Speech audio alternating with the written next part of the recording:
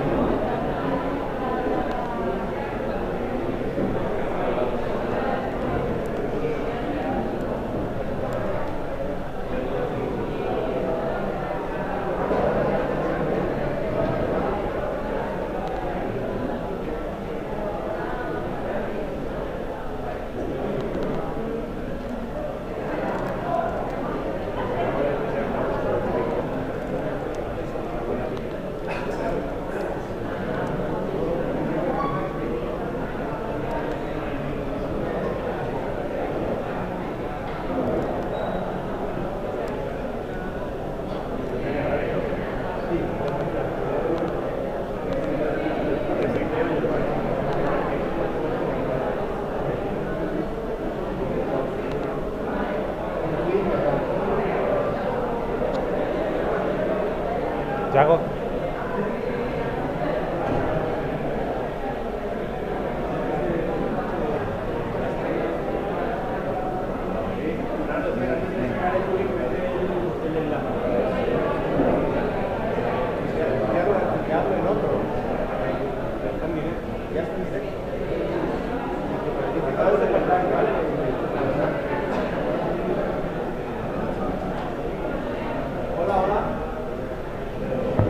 Hola, hola, Cóctell, Cóctell.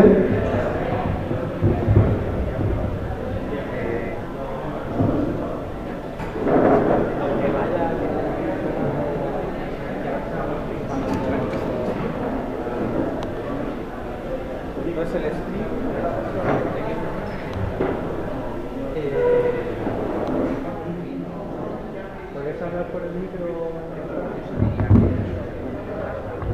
Claro. La coctelera.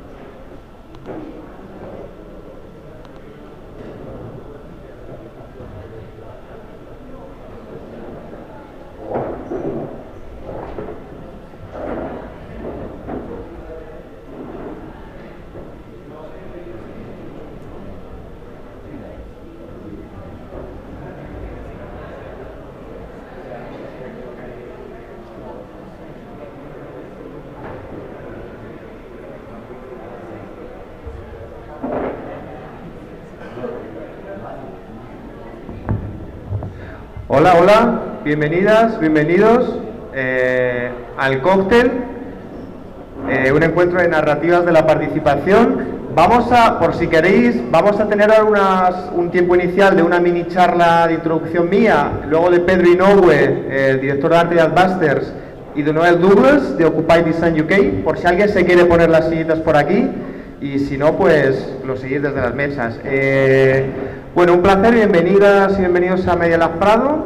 Es un honor tener a tanta gente querida, admirada, de tantos lugares y tan fantástica. Yo soy Bernardo Gutiérrez, para quien no me conozca, trabajo en Media Lab, temas de comunicación, entre otras cosas.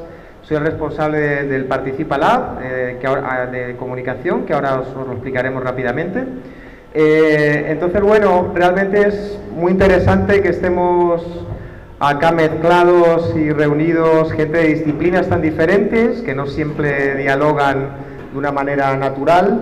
Y bueno, luego explicaremos las mesas de trabajo y un poco la metodología. Primero voy a hacer como una introducción de el porqué del cóctel, el porqué de hacerlo ahora, por qué hacerlo aquí en Media Lab y cómo puede continuar, ¿no?, para siguientes ediciones. Entonces se prepara una charla muy cortita, centrada en participación, narrativas y cosas simbólicas, y al final doy una pequeña salida de por dónde pueden ir los tiros y la creación en estas mesas, que por supuesto se pueden subvertir totalmente. Llevamos unas semanas de reuniones, los coordinadores de mesas, pensando estrategias y cómo sacar esto adelante. Entonces, ¿os parece? Arranco un poco con esta pequeña introducción del cóctel. Y luego vendrá la charla de Pedro Inoue y de Noel. ¿Okay?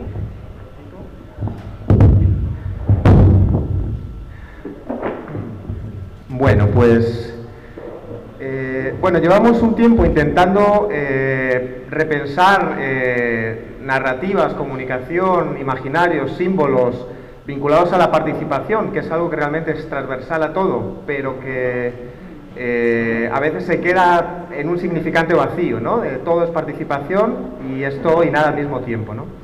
Entonces es verdad que empezamos a pensar cómo desde Media Lab y desde Participa Lab podíamos hablar de la participación, repensar narrativas.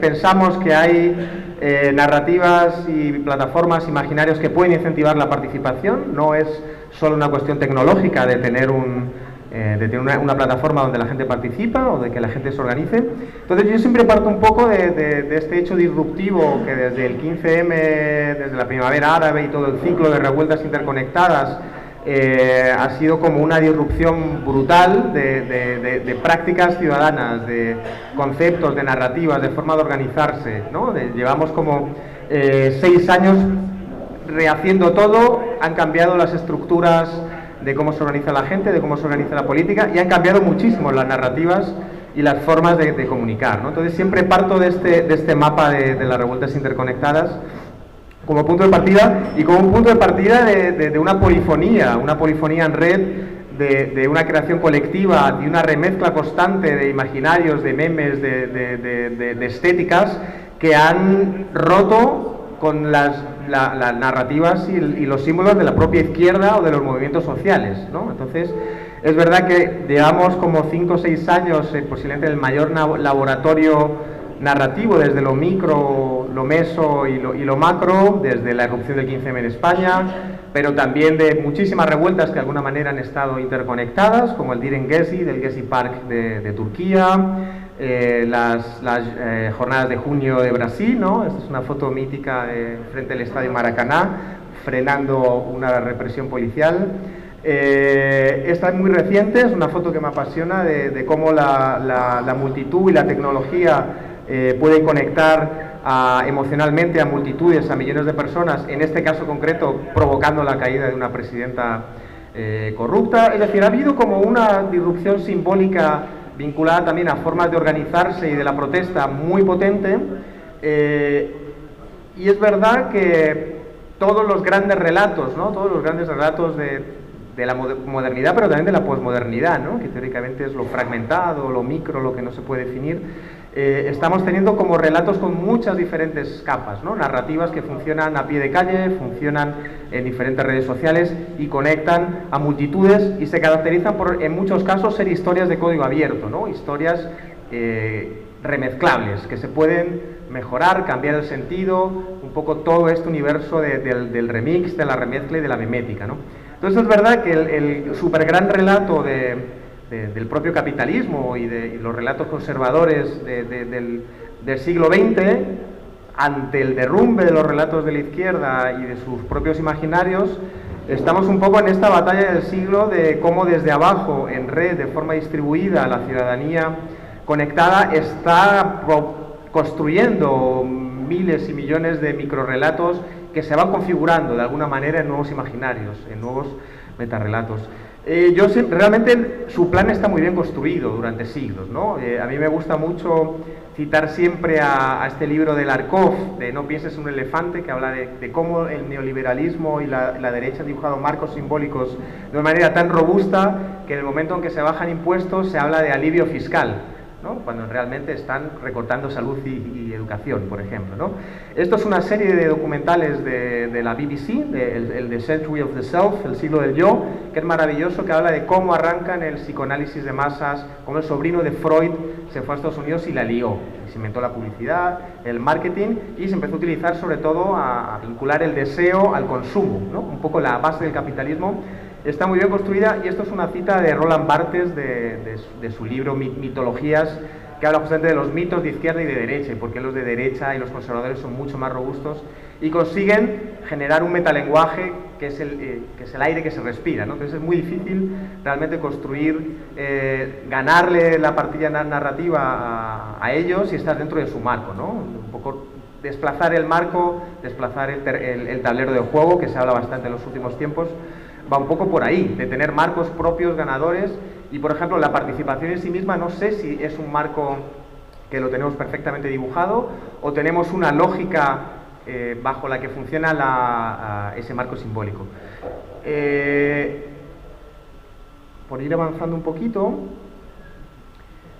es verdad que bueno, hay una efervescencia y una creación brutal de memética, de memes, de pequeñas narrativas, de microrelatos, que está corroyendo el sistema de alguna manera, los cimientos se están un poco desdibujando.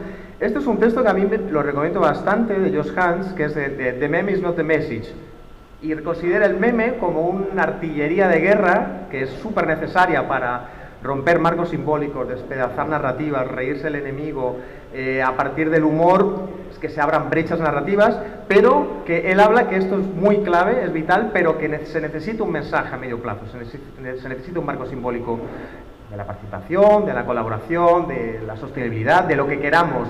Entonces es verdad que hay que dibujar estos marcos simbólicos muy bien y hacer que funcione de determinada manera. Nosotros, por ejemplo, en mayo montamos el encuentro Ciudades Democráticas, que diseñamos que ese marco simbólico fuera agregador y amable para que todo el mundo entre, pero su lógica de funcionamiento era tecnología en los comunes. Todo era copyleft, Creative Commons, colaboración en red, democracia distribuida. Entonces, quien quisiera entrar en ese marco, ya fuera Telefónica o alguien de ultraderecha, tenía que aceptar esa lógica.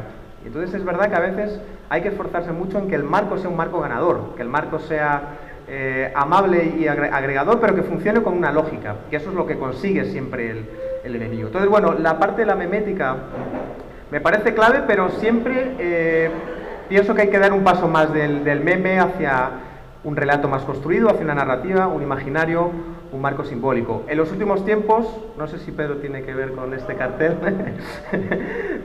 pero es decir, como una imagen disruptiva y poética como la mujer de rojo del Gezi Park se transforma en un símbolo de movimiento, ¿no? Como la revolución de los paraguas, el Umbrella Movement de Hong Kong, con mucho trabajo y un trabajo narrativo muy potente, se transforma en algo más que una fotografía que te roba un medio de comunicación y lo dirige contra quien le dé la gana.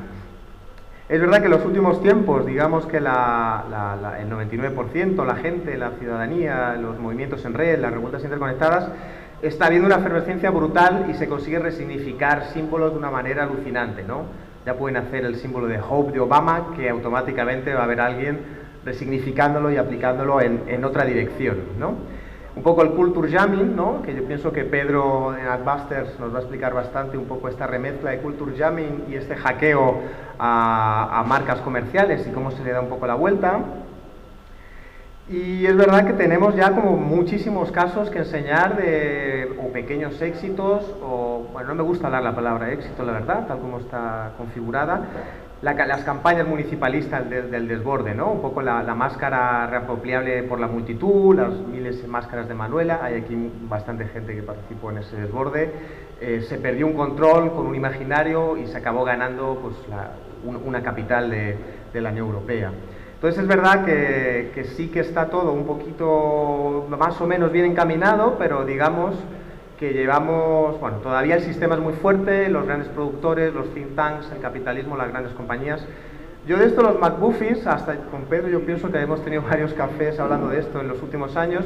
El McGuffin era esta pieza en las películas de Hitchcock que no significaba nada, una especie de significante vacío, que te ayudaba a mantener la trama viva, ¿no? En una película de Hitchcock siempre había un matasellos, un halcón, algo que pasaba de mano en mano y te ayudaba a mantener como un misterio, y eran como objetos que mantenían la trama viva y que podían llenarse de significados múltiples, ¿no? Entonces es verdad que pensando mucho en todo este proceso de memética y narrativas de las revueltas, de la participación de la multitud, sí que es verdad que funciona a veces generar pequeños símbolos, pequeños objetos transversales que van comunicando diferentes campañas, incluso épocas, ¿no? Estos McGuffins del 99%. Bueno, esto es un pequeño documental de animación que os recomiendo, es El capitalismo no es más que un cuento. Entonces, bueno, estamos un poco en este momento, ¿no? de la participación como eje transversal, como atmósfera, como aire que se respira de muchísimos ejes, y cómo podemos conseguir ese metarrelato, cómo podemos reinventar la participación en esta era de los de abajo y de las revueltas en red, ¿no?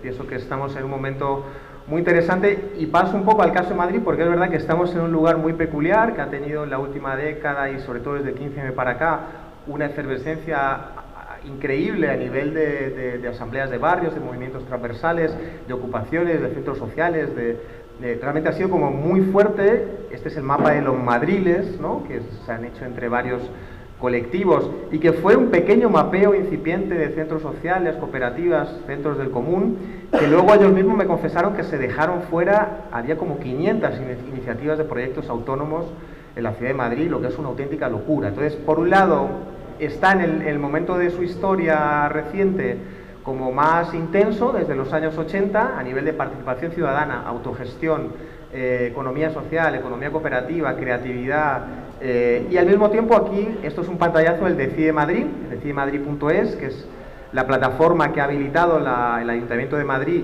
para hacer propuestas ciudadanas, para gestionar los presupuestos participativos, que tiene dos peculiaridades que yo destaco entre todas. Una, que es de abajo arriba, es un mecanismo bottom-up, o sea, las propuestas llegan de cualquier persona, de cualquier barrio, y si consigue llegar al 1% del censo, se vota, ahora os lo explicaré, la primera votación es en febrero y se votan 2 propuestas, y los presupuestos participativos también son propuestas desde abajo, o sea, pueden pasar auténticas locuras, es decir, qué sé yo, en Pacífico una nave abandonada se va a transformar en una cineteca porque un vecino ha movilizado una comunidad y esa propuesta ha ganado. Así hasta 206 propuestas que se están poniendo en marcha. Entonces es verdad que el común, la autonomía, el afuera, la ciudadanía, gente haciendo cosas y el nuevo ayuntamiento, hay una mínima sincronía, nunca es completa, hay tensiones y creo que tiene que seguir habiéndolas, pero es verdad que se está en un momento como muy peculiar de sincronía de la autonomía ciudadana y el afuera, y posibilidad de tener mecanismos de democracia directa y participación vinculante, que en el caso de Madrid se ha conseguido que sea vinculante, es decir, que es un paso bastante fuerte, y al mismo tiempo esta sincronía esto es un mapa de Arnau Monti, del núcleo tecnopolítico de la UOC de Barcelona, que hizo un estudio de dónde habían sido las acampadas más fuertes del 15M, dónde había habido candidaturas municipalistas y dónde se estaba gobernando con estas confluencias ciudadanas al margen de la lógica de partidos, ¿no? Entonces, es verdad que se gobiernan 8 o 10 capitales y unas 60 ciudades de toda España, que se está generando una federación líquida de ciudades alrededor de la participación y de procesos de abajo arriba, vinculantes y algunos no vinculantes, pero bastante influyentes, de democracia directa, y se está generando una red global muy fuerte. Por ejemplo, ayer se presentaron 30 ciudades de España y del mundo que están usando el software Cónsul de Decide Madrid, porque es software libre, es reutilizable, es abierto y pueden adaptarlo a sus ciudades. Entonces, esto es como un paso muy fuerte y estamos en ese ecosistema, ¿no? Ahora quería hablar un poco de lo que es el Participa Lab y me gustaría que Yago, su coordinador, diese unas pinceladas rápidas, que es uno de los laboratorios del Media Lab Prado, que acaba de salir del armario. Llevamos todo el año trabajando, pero ya hay una gráfica propia y perfiles de redes propios, y se han ido haciendo algunas actividades este año. Si quieres las recuerdo un poco, pero yo creo que Yago puede dar esta pincelada. Arrancamos con las ciudades democráticas, un encuentro muy bonito entre el Reina Sofía, el Media Lab Prado, muy global, con Nesta del Reino Unido, Decent, y con gente de todo el mundo. Realmente fue un intento con un laboratorio de la democracia, con un montón de eventos, charlas, trabajo colectivo. Hemos abierto algunos procesos de participación en la ciudad, territoriales, de escuchar a diferentes actores. Trabajamos mucho un poco con software y desarrolladores, y para intentar que el Decide Madrid vaya ganando en funcionalidades. Se están lanzando campañas para involucrar a adolescentes y a comunidad educativa, se está trabajando en barrios, se está trabajando... Bueno, hay toda una serie de repertorios, y bueno, aquí yo creo que hay unos imaginarios que Yago os puede dibujar rapidito, ¿no? De democracia distribuida, de democracia en red, de democracia directa, de la inteligencia colectiva, ¿no? Venimos de un encuentro gigantesco de 2 semanas de inteligencia colectiva para la democracia. Entonces, bueno, en fin, esto es un poco el ecosistema de por qué estamos acá, por qué... Bueno, Bernardo más o menos ha contado lo que podía contar. Lo que voy a contar yo básicamente es Laboratorio de Inteligencia Colectiva para la Democracia. Lo que buscamos es prototipar para avanzar hacia una democracia deliberativa, distribuida, y prototipar porque realmente es una democracia por construir y va de que de abajo arriba la gente pueda tomar el control a través de nuevas herramientas en red, herramientas digitales. Aquí en Madrid tenemos Decide Madrid, pero nosotros trabajamos en un plano más de investigación básica, de ver cualquier tipo de herramienta, cómo la podemos usar para empoderar a la gente, y no solo para aplicar en Madrid, sino en cualquier otra ciudad. Y bueno, pues estamos desde mayo haciendo cosas y os invitamos a que nos sigáis y participéis en todas las actividades que vamos a realizar. Gracias. Bueno, pues se nos han olvidado cosas, pero por ejemplo hemos abierto la residencia Hacker. Media Lab históricamente tiene pequeñas habitaciones, que suele haber residencias artísticas y de creadores multidisciplinares arriba, y nosotros hemos conseguido tener 6 residencias hackers al año, de acoger un hacker del mundo y que esté viviendo con nosotros unos meses, desarrollando un proyecto. No sé si Pascual está por aquí, de CivicWise, que han hecho la primera residencia hacker.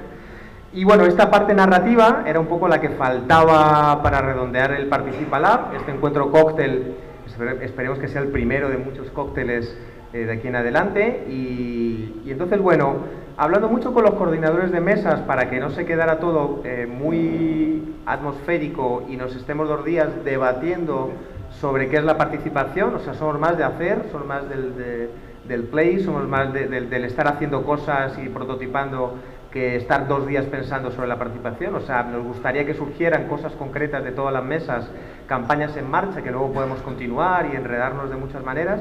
Entonces, más o menos, a mí se me ocurren 4 líneas, que las hemos ido hablando. Las mesas tienen líneas propias, pero es verdad que, por un lado, teníamos como un agujero negro de que la participación era este significante vacío, era algo como que se entiende como burocrático, la academia se apropia de ello y a veces como muy poco sexy o aburrido hablar de participación, o se lo apropian las marcas desde un lado medio sospechoso, ¿no? Que quieren que participes pero para que consumas. Entonces, bueno, esto es un cartel del proceso 15M, de las marchas del 19 de junio del 2011, Democracia Real Ya, extraído de Voces con Futura. Hello, Natalia. Entonces, es verdad que molaría que se pensara como un gran marco simbólico muy apetecible, muy fiesta, que sea como muy emocional. Pienso que falta un componente emocional en la participación, y en estos días de brainstorming hemos llegado a la conclusión, lo dijo Raquel de Territorios, que lo que mola es que la gente participe sin que sepa que está participando. Es un hit, o sea, es como, hostia, es que claro, si están jugando, pinchando, bailando, haciendo cosas y ya están participando, ¿para qué hablar de participación? Entonces, bueno, este primer marco simbólico, el marco simbólico de lo que es la participación, pienso que pueden salir cosas en todos los lenguajes, ¿no? Bueno, solo no puedes con amigos, sí. Yo pienso que aquí todo este metarrelato del capitalismo histórico, la competitividad, los individuos, el sé tú mismo, el mejórate, es verdad que hace un poco aguas, estamos en una época más colaborativa, más en marcha, más de lo colectivo, pero sí es verdad que aquí podemos trabajar todo lo que es acción colectiva, creación colectiva, inteligencia colectiva, multitud, el 99%, la ciudadanía en red, en fin, yo pienso que por aquí hay otra línea narrativa que mola, porque es verdad que como va a haber una mesa de remezcla y va a ser todo material libre, licenciado con copyleft, lo podemos remezclar y reusar en diferentes cosas que nos dé la gana, sea en un barrio, sea en una campaña de Decide Madrid, sea en una campaña activista. Es verdad que mucho de lo que hagamos se va a poder reusar. Bueno, el Decide Madrid realmente tiene una potencial muy grande. Este primer año ha habido 2 propuestas que han superado el 1% del censo de Madrid, los 27.000 y pico votos, y va a haber una votación online y offline en diferentes lugares de la ciudad, centros de mayores, en bibliotecas, y se va a poder votar sí o no. Las propuestas son Madrid 100% sostenible, que es que todos los edificios públicos sean sostenibles y su energía provenga de la energía solar y eólica, o sea, son como miles de edificios del ayuntamiento que, si gana esta votación, que pinta que puede ganar, van a tener que cambiarse de proveedor, bye Endesa, hola Soma Energía. O sea, es una revolución bastante fuerte, y ese es el primero de los 10 puntos. Es decir, esto es una propuesta de un ciudadano que ha llegado a esta fase final, se va a votar y si gana, el Pleno lo aplica. Democracia directa, o sea, es muy potente. Y la otra, el billete único para el transporte público, que aquí a diferencia de otras ciudades no existe. Entonces, bueno, estas dos, en Decide Madrid podemos proponer una cosa nueva para que se vote durante el año que viene, la más loca que os penséis, podemos sacarla. Se puede pensar en este marco de votaciones de febrero, ¿qué se nos ocurre para que no se puede pedir votar sí o no, pero sí que sea una fiesta esa participación, que se desborde, que haya mucha gente, o sea, podemos conseguir que haya un clima emocional muy interesante en febrero y que se marque un antes y un después. Y luego en presupuestos participativos es más fácil, o sea, porque todos los barrios tienen propuestas y las más votadas de ese barrio directamente se van a aprobar. Este año han sido 206 propuestas.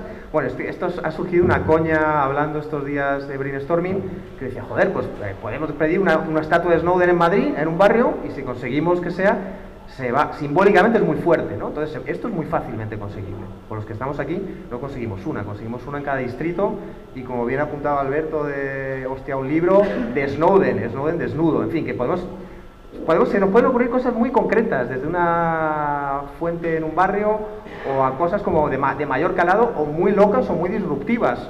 Que una empresa que tenga paraísos fiscales, cuentas en paraísos fiscales, no pueda vender en la Ciudad de Madrid. Eso podemos conseguirlo, y que el ayuntamiento prohíba que esa tienda tenga una... Entonces, digamos que hay un potencial. Antes teníamos a Change y ahora tenemos a los Decide, ¿no? Que Decide Barcelona, tenemos como un montón de ciudades que tienen capacidades. Y es verdad que luego pienso que tiene que haber mucha libertad, mucha autonomía. Pueden pensarse campañas de lo que sean, autónomas, orgánicas. Ayer Rapa me daba una idea de hagamos algo de bicicleta, sostenibilidad, un coche, 4 bicis. Bueno, pues un coche, 6 bicis. Podemos pensarlo como muy panorámico, de obligar a que una marca de coches, cada coche que fabrique, done 6 bicicletas al transporte público de la ciudad. Que al mismo tiempo lo ponemos en Decide Madrid, al mismo tiempo cambiamos la subjetividad de la gente con vídeos, molones y O sea, puede ser una campaña autónoma con o sin Decide Madrid, ¿no? Es decir, que a veces puede acceder a Decide Madrid y a veces puede estar orientada una campaña a la autonomía ciudadana, a los barrios, a un centro social. Es decir, yo pienso que aquí tiene que haber libertad y que salga lo que salga. Pero es verdad que sí que tenemos como Bueno, aquí pongo algunas de las referencias, luego lo voy a tuitear en el hashtag Cóctell, ¿vale? No sé si presentar las mesas ahora o dejar que tenemos un poco los... Bueno, venga, lo presento ya. Bueno, tenemos 7 mesas, ¿vale? Este es el primer cóctel, que es después de un durísimo brainstorming. Este es Audiovisual, que tenemos aquí a Antonio Girón, del Movimiento de Liberación Gráfica, y 40.000 creaciones, actividades, va a estar por aquí. Tenemos otro cóctel que es... todos tienen su nombre, preguntárselos a las mesas porque ha sido Grapa Hey, Cómic y autoedición y fanzines, que tenemos al colectivo Hostia un libro. Hello. Tenemos otra mesa que es el Diseño, que está a cargo Natalia Mirapeix, de Voces con Futura, y también 40.000 guerras, batallas y creaciones. Tenemos por aquí el relato, un poco que tiene que ver con el storytelling y el relato, marcos simbólicos. Está Daniel Justos ahí al fondo, y es aquella mesa nutrida y simpaticísima. Aquí tenemos cócteles, relatogramas. Tenemos a Clara Mejías, donde estás, con facilitación gráfica e ilustraciones, es esta mesa de aquí. Tenemos, por último, Territorios, pensando en la calle como una plataforma, en qué podemos activar, qué prototipos podemos pensar de participación territorial. Tenemos a Raquel Congosto, que está por aquí. Ahora viene todo esto que debería... Está mal enlazado. ¡Opa! ¡Qué maravilla! Perdón. Y bueno, y luego hay una mesa por la que debería pasar... con una mesa de remezcla, de remix y de guerrilla, que está por aquí, que es mega multidisciplinar, que que hay de todo. Hay desde Alex, que va a estar con datos y haciendo grafos y mapeando las fotos como dialogan, a gente que trabaja con guerrilla, redes, a gente que trabaja con activismo de calle. Y es verdad que mañana, si eso luego antes de empezar, David Leal, bueno, podemos explicar la metodología, porque sí queremos que mañana circule gente por las mesas, hoy que nos centremos en los lenguajes, se genere una mínima sinergia. Y mañana tendremos como más capacidad de circular, ¿no? De empezar a circular por diferentes mesas. Todos los días, hoy tenemos de 8 a 8:45 pequeñas charlitas, muy pocas porque tenemos muy poco tiempo, 5 charlitas de gente que va a explicar un caso concreto, por qué mola, por qué funcionó y por qué es interesante. Y mañana tenemos de 1:30 a 2:30 otras 5 personas dando este mini pitch, ¿no? Entonces, bueno, estoy llegando al final al cóctel de... En fin, tío, lo siento. El cóctel de remix y de el pelotazo power. O sea, es que esta mesa yo pienso que va a ser explosiva, van a salir memes. Es esta, ¿no? El cóctel de remix. Y bueno, sin más, mientras se va cargando, ahora voy a dar paso a Pedro Inoue, que Pedro Inoue es el director creativo de la revista Adbusters, una de Vancouver, una de las principales elementos en el culture jamming, en el remix, y que lleva ya muchísimos años. Entre otros hitos fueron unos de los convocantes de Occupy Wall Street. Y bueno, Pedro siempre está en un triángulo indescriptible entre Sao Paulo, Tokio y Vancouver, ¿no? Yo nunca sé dónde está, siempre está con jet lag. Cuando hablamos, ¿dónde estás, man? Y hemos estado conviviendo unos años en Sao Paulo y montando campañas y haciendo cositas. Y bueno, os voy a dejar con Pedro Inoue de Adbusters, una charrita como de media hora más o menos, y luego damos paso a Noel de Occupy Design. Las 2 charlas van a ser en inglés, ¿vale? Porque no hemos tenido tiempo para tener traducción simultánea y era un jaleo demasiado grande. Entonces, bueno, bienvenidos de nuevo a disfrutar el cóctel, a divertirse, que es lo fundamental, y espero que salgan cosas muy potentes por aquí. Y vamos, me da a mí que el año que viene va a haber 4 cócteles. Y este grupito narrativo parece que tiene mucha pinta de consolidarse como grupo de trabajo Media Lab, por lo que ojalá salgamos de aquí muy contentos y sigamos con muchísimos cócteles. Aquí, en los barrios, en cualquier ciudad del mundo, o sea, lo veo. Welcome.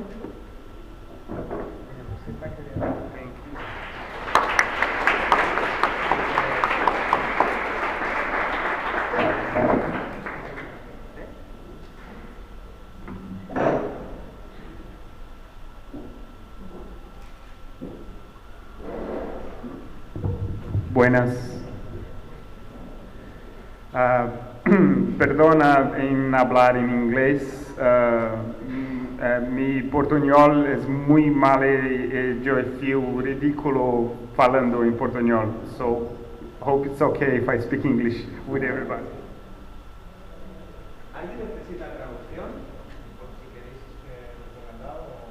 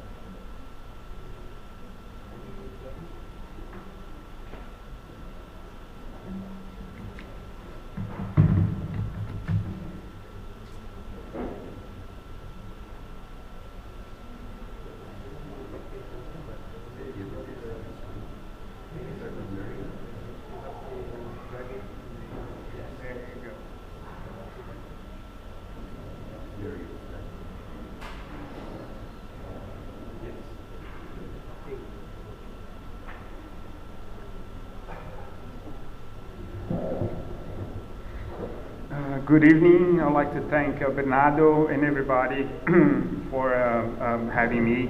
and I would like to ask for a little bit of patience. I flew in this morning, I'm still very jet lagged.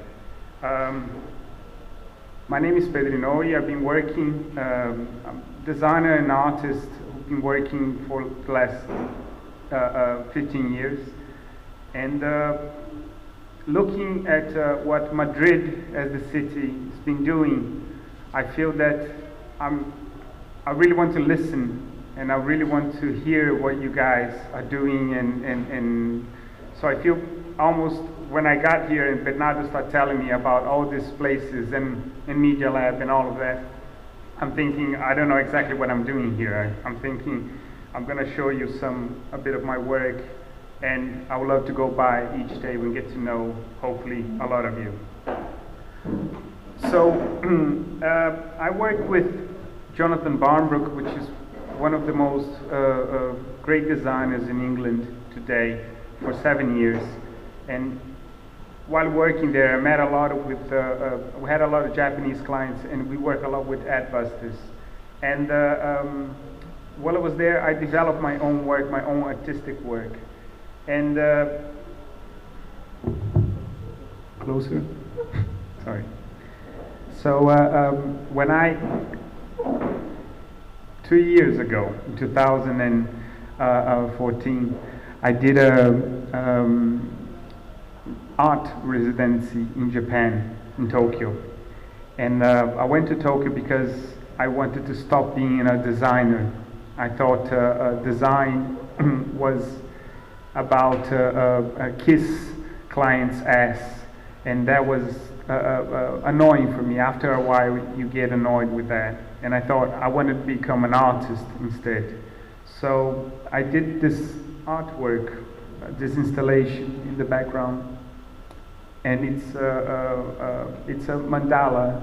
My mom was a Tibetan Buddhist, and I grew up seeing all these religious images of nirvana, and but I made them all of logos, and I made them out of logos because I grew up in a very sort of capitalist society. I was born in 1997, and that was the beginning of corporate culture. So it's a mixture of everything you can imagine. You have a bit of politics, you have a bit of logos, you have Fidel, you have Osama bin Laden, and so forth. So 1977, it's a very special year because it kind of, for me, what happened in that year was a sign of the times to come. So you had, for example, Sex Pistols launching the CD talking about no future. You had Star Wars hitting the cinemas. You had Amnesty International being formed, Atari being launched, the Lockheed Martin doing the first stealth flight. You had Apple becoming the first corporation, becoming a corporation. You had films like Close Encounters and NASA doing the first flight of the Voyager, and The Clash releasing their first album as well. And Elvis died. Harvey Milk, Stephen Biko were murdered. Nabokov died. You had the hero of the century, Charlie Chaplin, dying, and then he opened space for the new hero. So John Travolta. Saturday Night Fever was released at the end of '77 to sort of begin this new era. And growing up at this time, during the 80s, was a very strict culture. It was all about making money. It was all about competition. You had to compete with your equals to make money. And Ronald Reagan and Margaret Thatcher were here to talk about that there's no such thing as society. We should trust not the governments, but we should trust the markets. So everything that you can possibly imagine became a business. Education became a business. Health became a business. Everything in our society became about this graph. It's the growth graph. So basically everything works based on this graph today. we look at plastic cups, you look at everything around you. It's all to do with growth. You know, if you have a company, if it doesn't grow, it doesn't survive. So, just to talk about Adbusters, for you guys who don't know Adbusters is a magazine we started about almost 30 years ago. And it's a magazine, this is the first issue. It's a magazine without ads. It never had any ads. And the way I like to describe it is when you're watching television, there's always commercial breaks. So what it usually works, it's 4 slots of 15 to 20 minutes of the television program you're watching. And all the slots of 15 minutes, they work in a crescendo. So you're watching like a soap opera or a series or something like that. It's always like this. In this 20 minutes, it goes like this, and then it stops, and commercial comes in. Commercial comes in to satisfy your needs, and then it goes back to the sort of, it's like if you get any regular magazine and you start flicking through, there are adverts, and adverts is where you don't think, you don't have to pay attention to them, you know, you don't have to read or watch them in a different way, you just flick them through. But that's when they work, they are made to work that way. Adbusters, because it has no ads, it has a single flow, so it's like a short film. We use ads in our magazine, but it's usually a comment on the ad. And Adbusters started because it was an ecological, environmental approach. It was during the 80s, there was this very big forest in Canada, and they're from Canada, they're from Vancouver, and they were going to cut down the forest to save the forest. That was the ad of the company, that they needed to cut down the whole forest in order to save the forest. So they started as a kind of a platform to discuss environmentalism. And after a while, they realized that environmentalism wasn't what they should be talking about. What they should be talking about was mental environmentalism. So in the same way you can pollute the rivers and the air, you can pollute your brain and the airwaves with advertising and branding and so forth. So they started sort of navigating in those seas and created the idea of cultural jamming that I'll explain to you guys in a while. And then after a while, we realized that it wasn't about only mental environment, it was about the economy. Economy is what lies at the center of a human experiment on Earth. So if aliens, Martians, whatever, they came to planet Earth and you had to explain to them how does humanity work? What's the one thing at the center of humanity? We have to say that it's the economy. You know, it's the one thing that nobody touches. It's the one thing that there are wars that wage against. You know, you can't really touch or change it or try to make it different. That's the one thing that is the most important thing of humanity today as a center. And when I started to work with Adbusters, it's a completely different process because it's all about emotional process. It's about the guts. It's not a rational thinking. I mean, for any of creative people that work with design before, there's always a line of thought. In Adbusters, it's always weird shit. We're always doing something that we don't really understand. And that usually really scared me. It made me like, you put yourself in a place that you're not comfortable. You know, you feel like you don't know exactly what you're doing. But you understand that maybe with that you can kind of like expand. So I'll give you an example. There was this one magazine spread that we were doing that it was an empty spread with one guy jumping and a hamburger on the other spread. It was like, yeah, it made absolutely no sense. You know, you look at it and it's like, what the fuck is this? You couldn't really understand what you're looking at. But after 2-3 days, after a week, you start sort of understanding how that sort of complements with the flow, with the rest of the issue and so forth. So for me, it was a very tough the beginning to really understand what kind of like ways we're navigating. this is, I just kind of wanted to show you this example.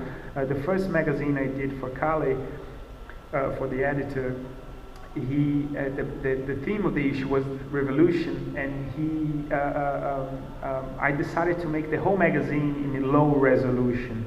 I decided to make the whole magazine in 72 dpi, and Kale, the editor, he's a really old guy.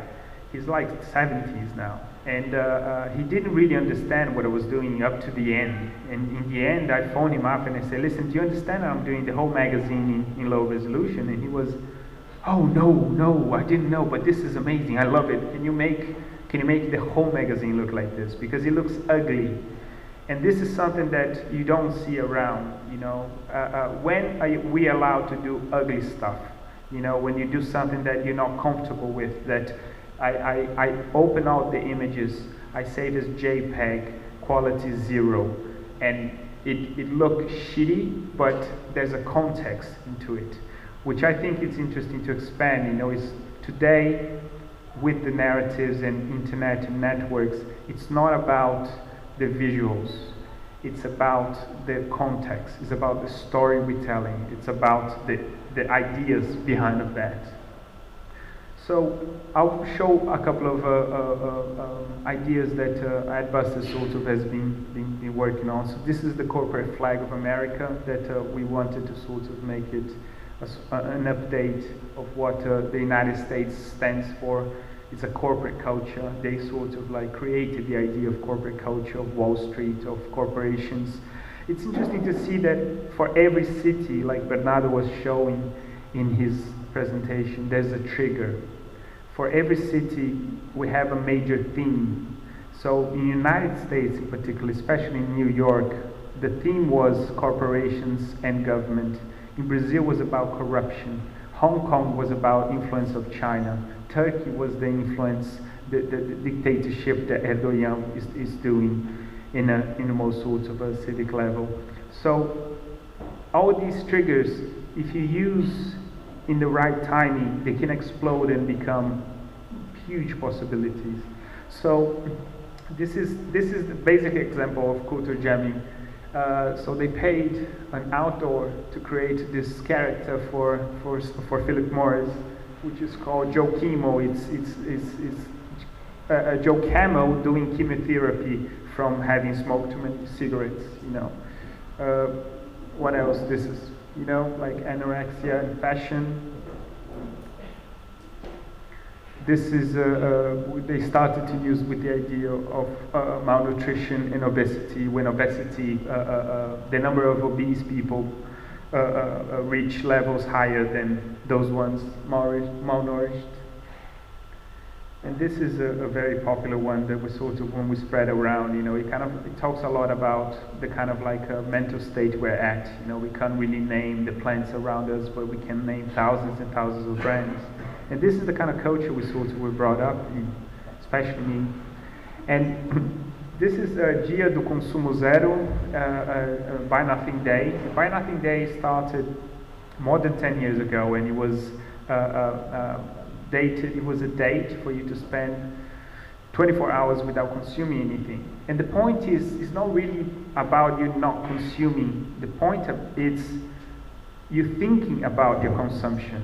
You know, the point is to actually think, do you really need what you consume? You know, and that was supposed to be 1 month before Christmas, Black Friday, as we all know, because doing marketing research, they figure out that on Black Friday, which is November 25th or 24th, it's the day that all the shops, they sell the most. That's the one day that every single shop sells the most. It's exactly a month before Christmas. That's why they created Black Friday in November 25th. So Buy Nothing Day started off with this idea that Adbusters put out there to spend 24 hours without consuming and to prepare your lunch, to think about the things you consume, to think about the planet and so forth. And it was interesting that it created a life of its own. You know, at buses today, it just sort of talks about, but it doesn't really organize everything. People got the idea in different parts of cities, in different cities all over the world. They start recreating a possible sort of solution. So, for example, I think this is in London. They started doing zombie walks. So they kind of like invade shopping malls and they all sorts of like walk like zombies. And in Japan, they did a Santa Zen. So all these people dressed up as Santa Claus, they go into the shopping malls, they sit down and they just sort of meditate, you know. And it's all these different sorts of actions that people start doing, but it's interesting in the sense that you lose control. You put an idea out there and people appropriate the idea and they change for their own means, you know. And this is the interesting bit where you're not in control anymore. You're just sort of this spark. You become the trigger. So in 2011, we were discussing a lot what was happening here in Spain. We were discussing a lot what was happening in Arab Spring, and we wanted to bring that to North America. And in between emails, this idea came up. And this is one of the images I sent to Kali when we were actually researching, and that this became the inspiration for the poster. And the poster was really simple, was just one poster that said, what is our one demand? You had the ballerina and the bull and, you know, hashtag Occupy Wall Street, bring 10 September 17th. That was the poster, that was it. We didn't do anything else. We promoted in the internet and everything like that, but it's interesting to think that from one idea, from one poster that we kind of created with the right timing, you know, the whole movement sort of came out of this. We had a problem because after it went viral, the ballerina, it's all illegal, we didn't have the rights for anything. So the ballerina phoned us up and said, you can't use the image, so we couldn't use the ballerina. And then the artist who did the bull phoned us up and said, we're gonna sue you, so we couldn't use the bull. We couldn't use the poster, pretty much, you know. But that didn't matter because, again, Occupy, just like Buy Nothing Day, was something that people took for themselves, and then they started creating their own visuals. And it's, at the end of the day, this poster, the only thing that mattered in this poster was the hashtag. The hashtag has everything. Occupy Wall Street, that's all you need to know. And graphically speaking, was very interesting and very rich, because since we couldn't really put ourselves out there by saying we are the official poster, people start creating their own, and that was fantastic. So I don't know how many of you guys sort of remember the following days that actually happened, but this was there was two things that were very crucial about Occupy Wall Street. The first one was this scene when, because of mobile phones, everybody filmed the first scene that of police aggression, and this was one, and this was the other one. And there was something else, I think it was in September 21st, someone said Radiohead is coming to Zuccotti Park to play for Occupy Wall Street. And the media went crazy, and they all start calling Radiohead agent and saying, are you coming, are you coming? And Radiohead waited 2 to 3 hours to reply. He just kept silence. And in those 3 hours, the amount of people that went to Zuccotti Park, and when everybody was in Zuccotti Park, they released a statement saying, we support your cause, we won't be able to come and play, but we will support what you guys are doing in Zuccotti Park. And this is to do with timing as well. This is to do with the General Assemblies, with everything that Occupy sort of gathered from Spain, from the Arab Spring and so forth, and try to actually put in practice, you know. And at Busters never had any money. We were always sort of picking pieces. We pay our salaries by the magazine selling. That's it. You know, we don't. Occasionally we get someone comes in and writes a check or something like this, but he never got any kind of sponsorship or so forth. And for the first time ever, we had a lot of money because of Occupy. People were like, whoa, you guys, did the Occupy idea, so we're going to give you money. So for the first time, we had a lot of money in our hands. And what we did is that we spent all the money in a book. Now we don't have any money anymore, so we just kind of spent everything. And this is the book that we decided to publish. So it's called Memoirs, Creative Destruction of Neoclassical Economics. And it was published by Penguin in the UK. It just recently got published in Spain as well. There's a Spanish version. And it was a book about economics. It was a book about how do we dismantle this madness that we're actually doing within the economy. And the cover, this is the hardcover version. And the cover we did was a sandpaper cover. So, because it's an economy book, you would go into the economy section, and because it had sandpaper, every time you put the book in and out, you would destroy all the books around. So it's a famous idea from the Society of the Spectacle by Guy Debord. He used to have like a cover-up made of sandpaper as well. But I wanted to talk about this idea that Bernard is talking about, and I think you're sort of more aware, especially now. Quick note, I just want to say, I find amazing how Bernardo can talk about half an hour about all these beautiful things that are happening around the world without even once mentioning Donald fucking Trump. You know, it's amazing. It's almost like you don't have to, you know. You guys in a completely different level here, you know. Like I'm from Brazil, things are going really bad here. Noah's from England, we're just saying, you know, like we're the downers, we're gonna come in and spoil the cocktail party and talk about Donald Trump. But memoirs, it does mark this generation in a sense, because it's dispute of narratives, and it has a completely different setup. It's emotional. It's to do with aesthetics. It makes creation the biggest possible weapon. And not only you can play the game differently, you can change the game.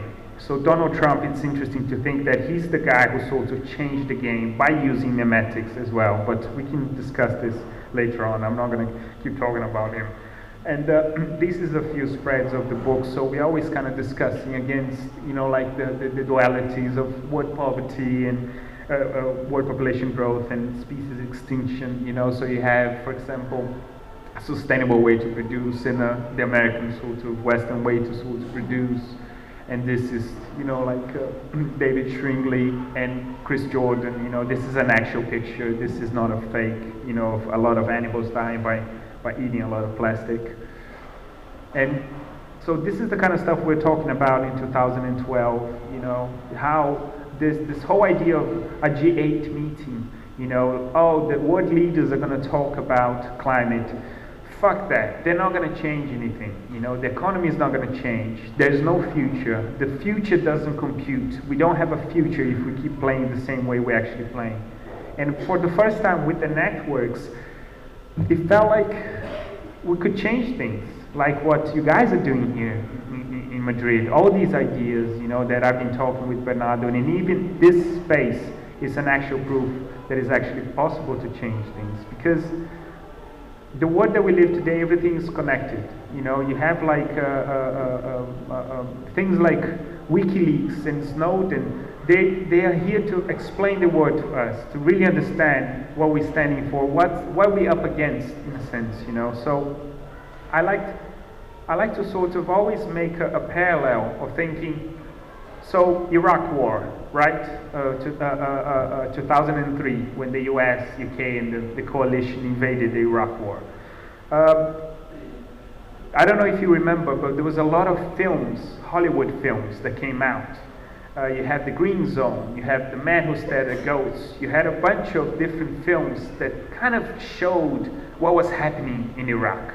You had the films and you had the media, right? You had the media saying, oh, this is happening, New York Times was giving this, The Guardian was giving that, and so forth, Telegraph and so forth. Now, you cut and you jump 10 years after, when WikiLeaks came out with the Iraqi logs, with the actual information of what was going on in Iraq during the war. the information that WikiLeaks revealed is much more closer to the films than to the media. So it's kind of crazy to think that the films of Hollywood were telling us more the truth than the actual newspapers we were reading. You know, that kind of like shows us how in a state of mindfuck we are sort of all are. So back to the idea of memoirs and the idea of how we sort of living in this the network era. A friend of mine said something interesting. He said, we're not living in the information age, we're living in the media age. It's all about to do with what do you do with the information you have, you know, how do you portray it in a sense, you know, and everything becomes a symbol. A leader, a government, a party, it's a symbol, it's a brand. And just like brands, they can be disrupted, they can be jammed in a sense. And we have to kind of learn to see the whole connection, to see the whole chain, you know. I'm sitting down eating a hamburger here, right? And I'm looking at my plate of food in front of me and I'm thinking, okay, this meat comes from a factory farm-fed animal, probably from corn from the US, you know, that was made with GMO, and it probably has a lot of ketchup with high levels of sugar to make you addicted to this. So the more you eat, the more addicted you get to that product. Again, about going back to the idea of the graph, the more profit you do, the better. So, and I'm thinking that connects with deforestation of the Amazon, with carbon dioxide, climate change, Chinese markets. You know, from the burger I'm eating in front of me, I can connect all the way through, you know, the apocalypse and Hollywood films. You can create this tiny line that can sort of connect all of these different things. And I think that it's interesting for us to think that this is what I call black matter. This is the one thing that it's all invisible connections that we can kind of create and understand how the world works, you know. And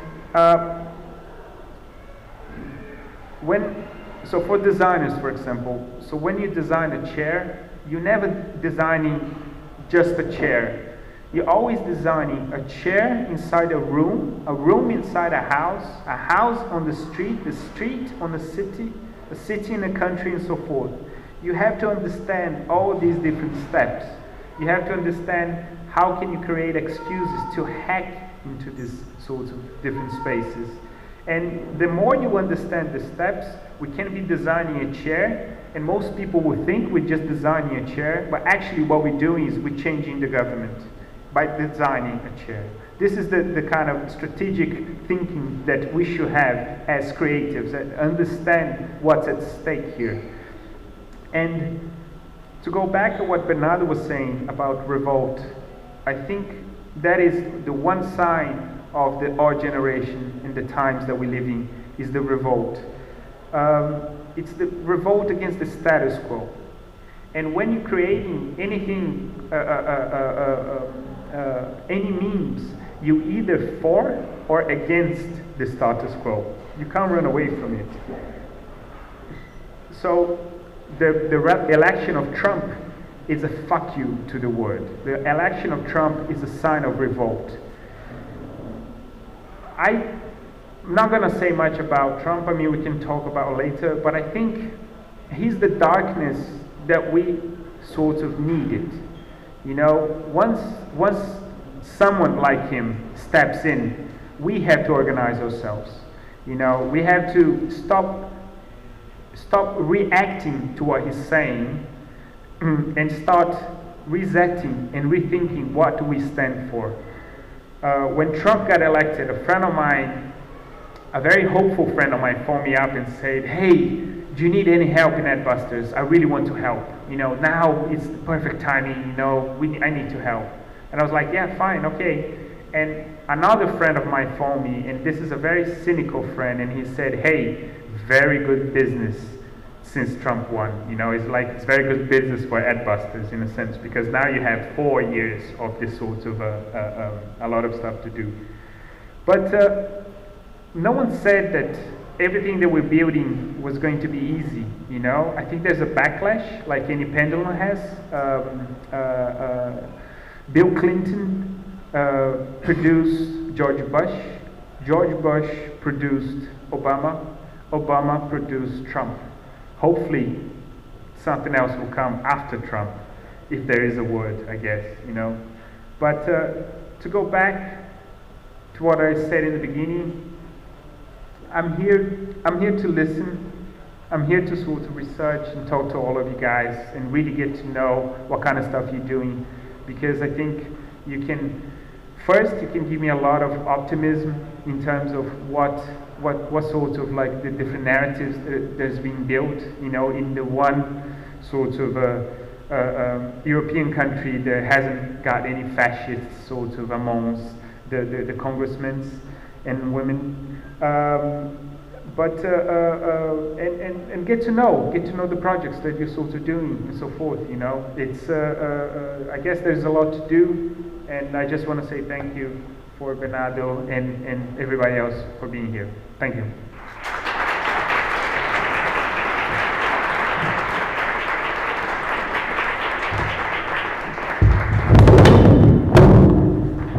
It's done. Bueno, estamos en el hashtag Cóctell con 2 L's, ¿no? El juego del tel. Y hay una cuenta que se ha generado por ahí, la coctelera. Y bueno, ahora Noel Douglas viene de Londres. Él estuvo muy involucrado en el Occupy London y dentro del movimiento Occupy Design. Y entre otras cosas, pues se han hecho el Occupy Times, un periódico ocupado con estética y contenido propio, y bueno, tiene un trabajo fantástico de muchísimas de las cosas que han estado haciendo desde Londres, por lo que thank you for coming and feel at home.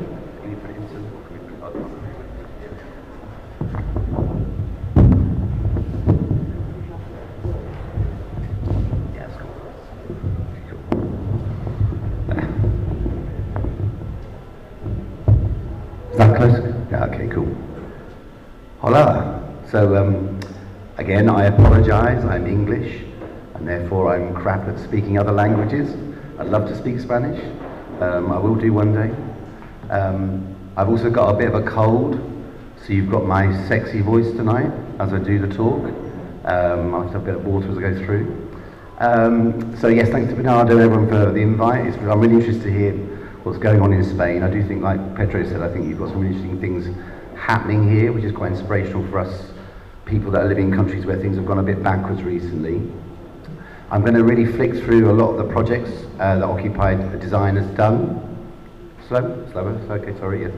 I'm going to go through a lot of the projects that Occupy Design has done as quickly as I can, so that we can get on to the actual discussion and around the tables. So, say I'm from Occupy Design.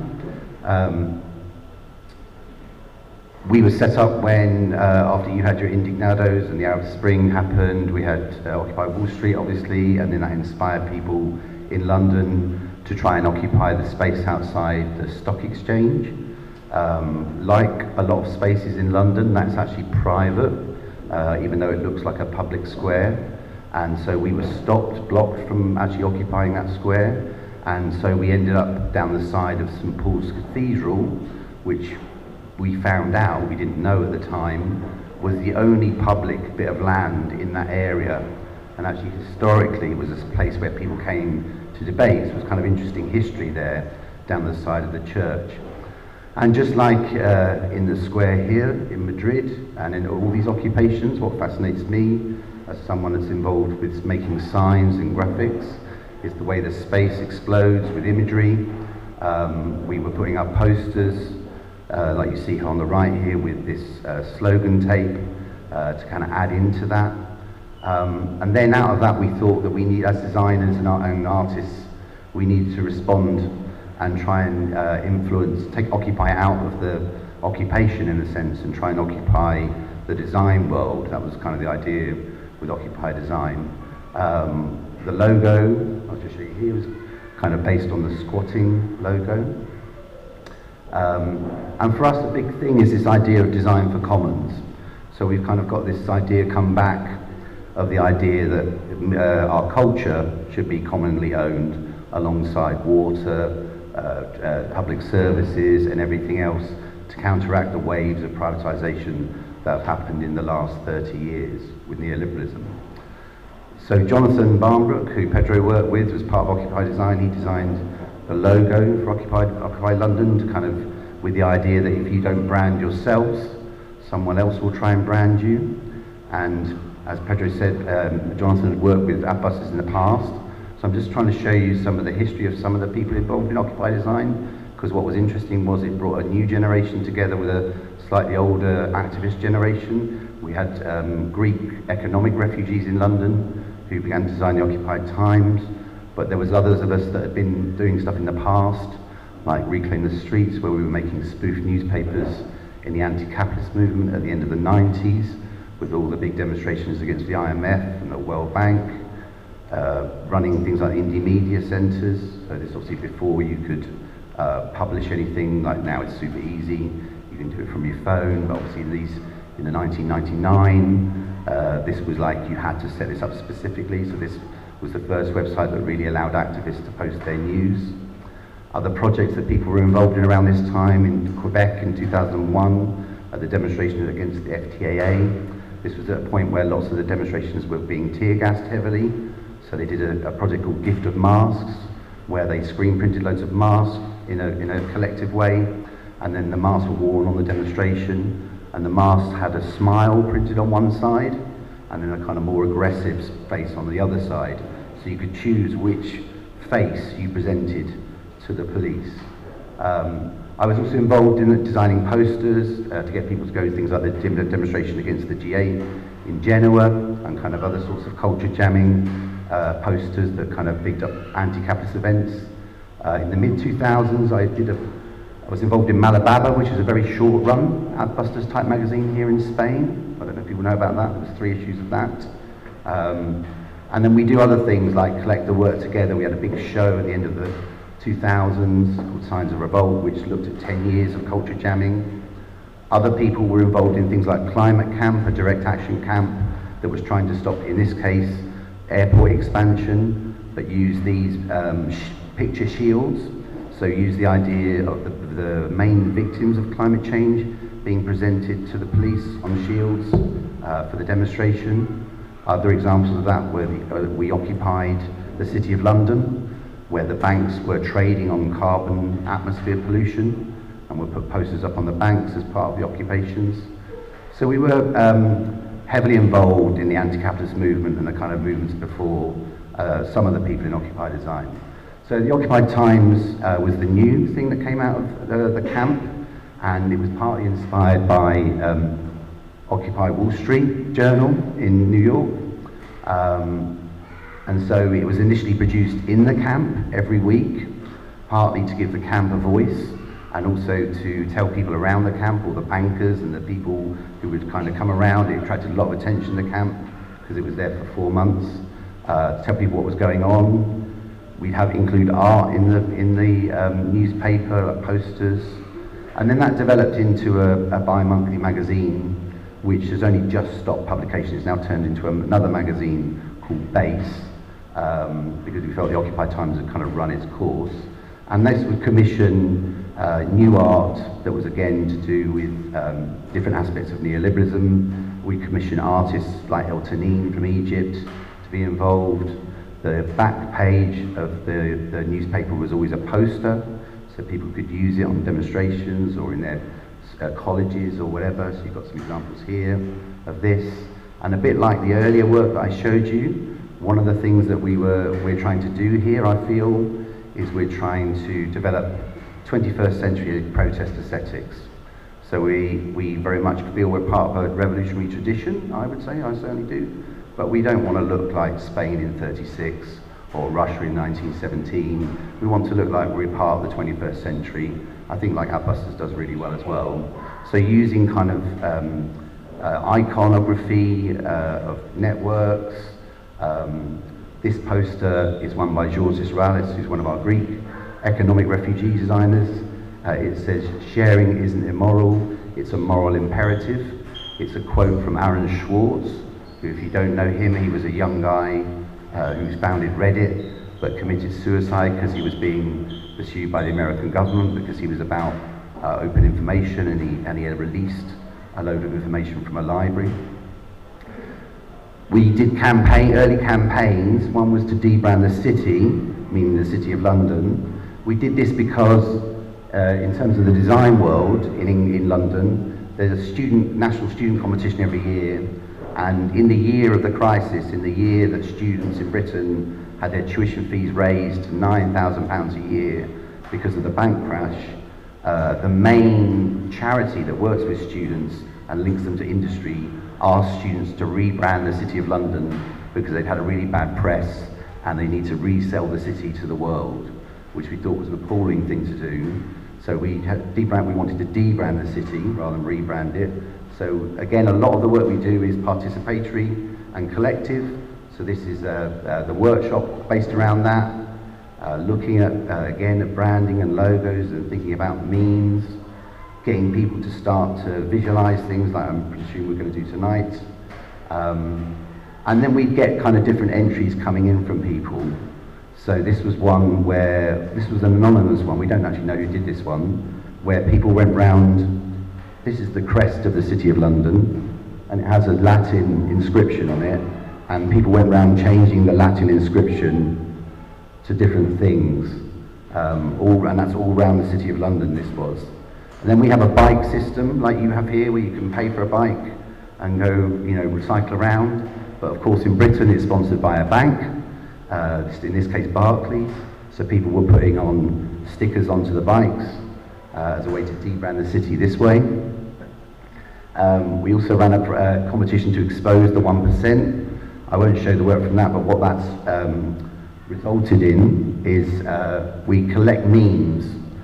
So we have this site, which the addresses will be at the end, where we take all the memes that are on Facebook and Twitter, or as many as we can collect, and put them up on this site to archive them partly, but also to make them available to people.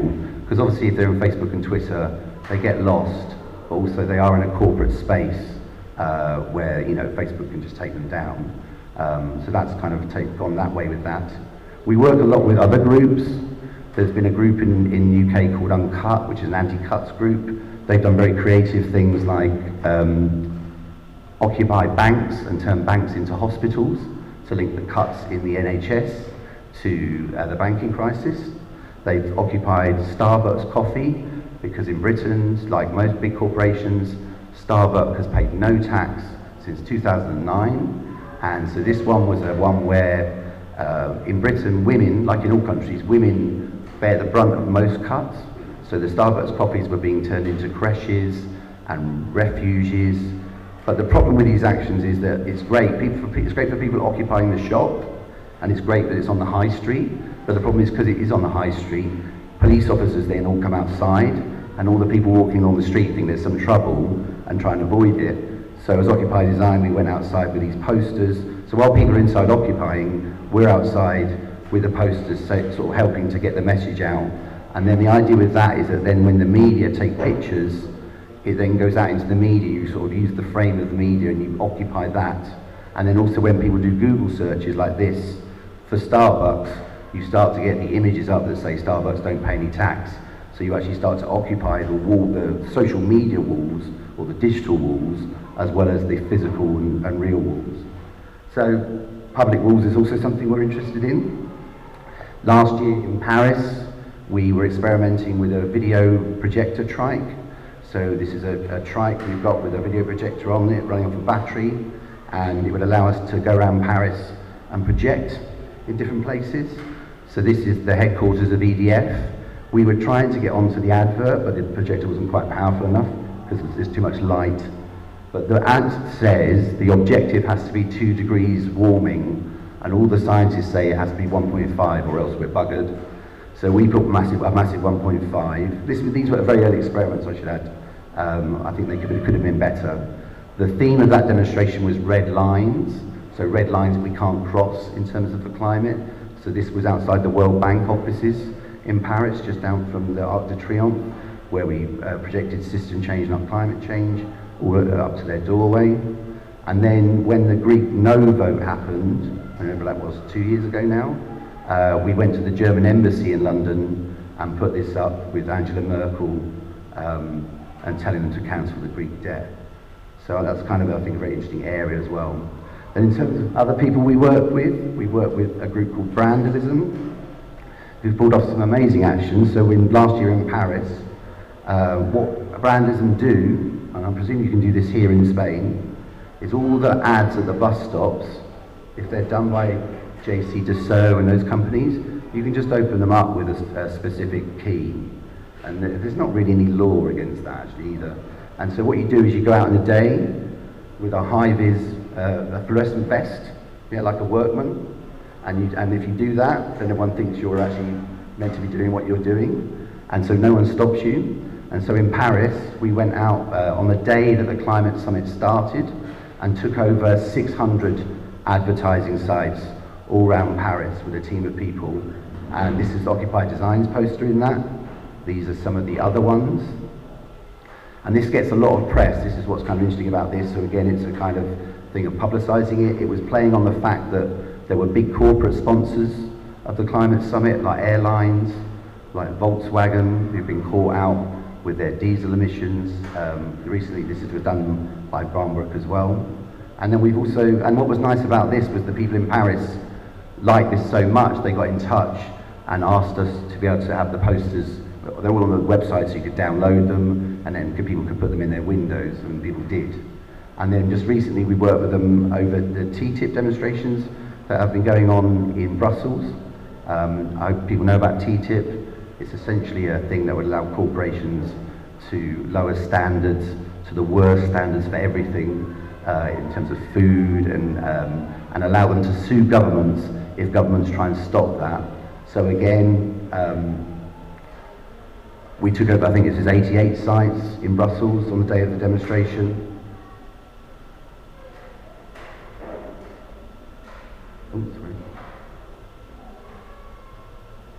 And then the other thing we do is a group called Propagate, which is a side group to Occupy Design. So Occupy Design has the role of trying to influence the design industry and kind of question its role with capitalism. And then Propagate is us kind of working specifically with groups. So this was us working with housing groups in London, and so this means working with the people in the groups and them developing the posters with us, not us acting as designers for them, trying to give people the confidence to use graphic imagery in interesting ways. So we have a massive housing crisis in Britain, just like you have here, a massive housing crisis in London. People can't afford the rent, people can't afford anywhere to live. This one here is from a major estate agent called Foxtons, who are real ultra-capitalists. So these were some of the posters that came out of the workshop there. Then those posters then get used on demonstrations. We've worked with students to work with issues around student debt and student housing problems. And so again, these kind of participatory workshops where people work out what they want to say, and then it turns into graphic imagery at the end. This summer, we've just worked in Greece with groups that work with refugees and did a 2-day workshop in the Labour Club in Athens, which is a kind of interesting spaces that have been set up since the crisis, where people can go and have a cheap night out, but also can organise meetings. And so here we did a 2-day, very basic screen printing workshop where people printed tote bags and that they can then sell to raise money to help do the work. There's an enormous amount of work to be done with the refugee crisis in Greece. And so this is the results. This is just literally 2 days, 1 day of designing and 1 day of printing. So these to me are all designed for commons, is this idea. And then maybe one of the biggest things that we did last year, which I presume you heard about here, was that Banksy did a massive theme fair in a place called Weston-super-Mare, a working class town in West England, and it's called Dismaland. This was it. So it was a take on Disneyland, a kind of a dystopian take on Disneyland, and we were part of something called Gorilla Island, which is in the top corner up there, and we produced some things to do with austerity. The installation we did was called Austerity What the Fuck, and it looked at different aspects of austerity in terms of pay increases for bosses, but not for us. The way that people think people are getting much more welfare than they actually are. Making memes that talk about what's actually going on. So using the meme language. So this is in Britain since 2008. There have been £100 billion worth of bankers' bonuses. The austerity cuts in Britain are in total about 90 billion. So more has been given to the bankers than there's been cut and caused all the misery. And this is kind of what I'll end on, because I think this, working with Banksy is very interesting, because obviously he's got lots of money and he can do massive things. Now we weren't told it was Banksy. We were taken to a pub by two people and given an idea of what was going to happen, but weren't told exactly. We didn't know till 2 days before. We guessed it was Banksy because we couldn't think of who else could be doing something on the scale that we were told was going on. But I think this is also something for us to think about. So I think that one of the things that we need to think about is how we are much more ambitious in what we do and how we ramp up what we do and do things at bigger scale, particularly in light of what Pedro's saying with the way that things with Trump and the way things are going, with the right wing kind of becoming powerful. And this idea comes from Stephen Duncombe and Stephen Lambert in America, who are two really amazing artist activists. And these are the kind of 5 key points that they say that make an ethical spectacle, and you'll recognise some of the imagery. So it's participatory, seeking to empower participants and spectators alike, with organisers acting as facilitators. It's open, responsive and adaptive to shifting context and the ideas of participants. It's transparent, engaging the imagination of spectators without seeking to trick or deceive. It's realistic, it uses fantasy to illuminate and dramatise real-world power dynamics and social relations that otherwise tend to remain hidden from plain sight. And it's utopian, it celebrates the impossible and therefore helping to make the impossible possible. And the goal of the ethical spectacle is not to replace the real with spectacle, but to reel and amplify the real through spectacle. And I think that's a very interesting idea for us to think about tonight. Thank you.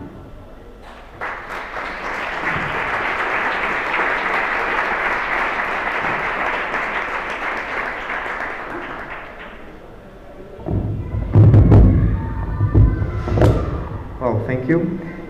Bueno, pues arrancamos con el cóctel y la acción. Yo creo que David, ¿dónde está David Leal?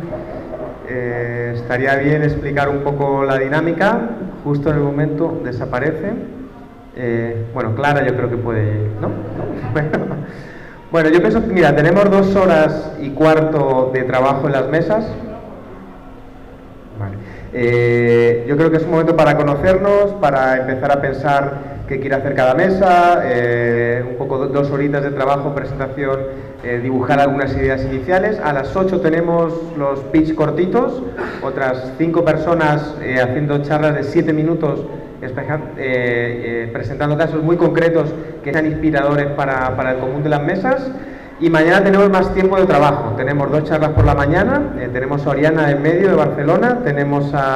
Entrará por video streaming Felipe de CEMOS 98 en Sevilla, uno de los grandes actores del remix audiovisual, que no ha podido venir por problemas de salud de su mujer. Y luego tenemos 2 horas de trabajo por la mañana, otra horita de charlas cortas y toda la tarde de trabajo. O sea, en total son como 7-8 horas de trabajo, no es tanto.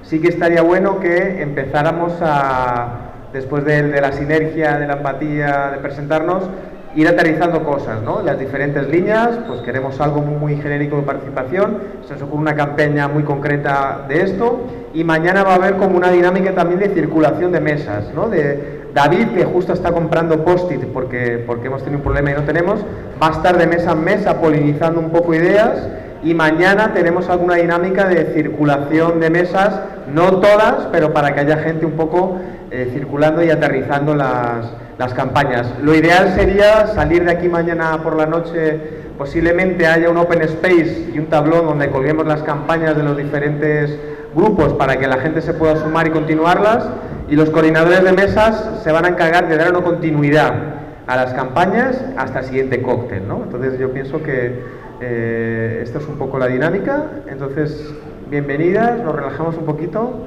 y a disfrutar, ¿vale?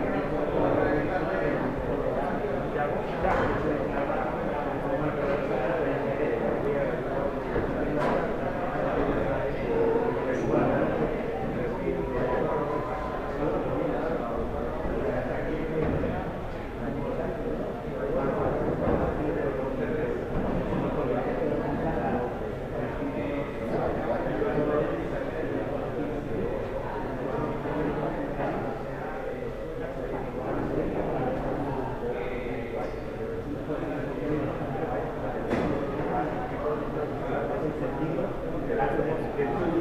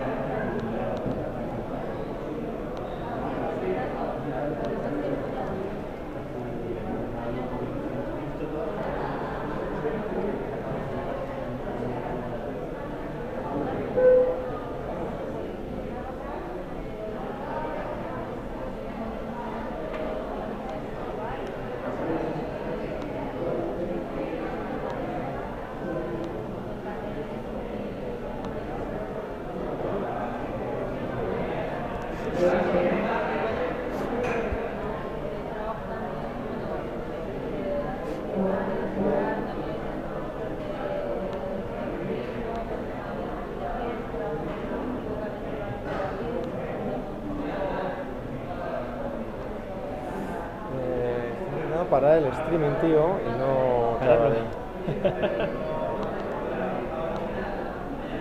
Podemos poner musiquita suave, ¿no? Una media horas que empieza un encuentro ahora.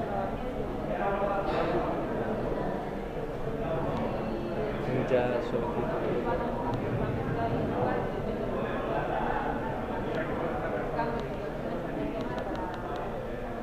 Voy a ver si encuentro a... Ahí. Mierda.